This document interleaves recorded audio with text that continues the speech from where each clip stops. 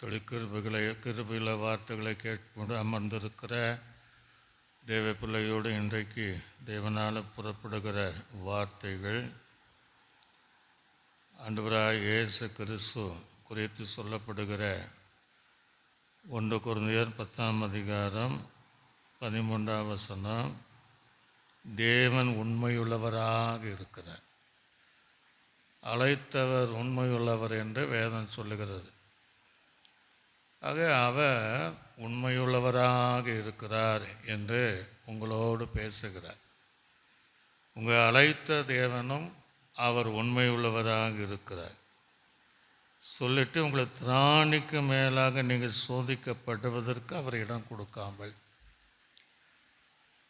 திராணிக்கு தக்கதாக சோதனை தவிர, தாங்கக்கூடிய சோதனை தவிர தாங்க முடியாத சோதனையை நமக்கு அனுமதிக்க மாட்டார்.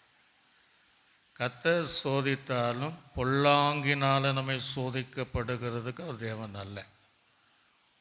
தேவன் என்னை சோதிக்கிறார் என்று ஒருவனும் சொல்லாதிருப்பதனாக தேவன் நம்மை சோதித்தால் பொன்னாக மாறுவதற்கு தேவன் சோதிக்கிறார். அதிலிருந்து தப்பித்து கொள்ளக்கூடிய ஒரு வழியும் போக்கையும் உண்டு பண்ணுகிறார். தானியேலுக்கு சிங்கத்தின் கெபியிலிருந்து சிங்கத்தின் வாயை கட்டி தப்புவிக்க தேவன் வல்லவராக இருந்தார்.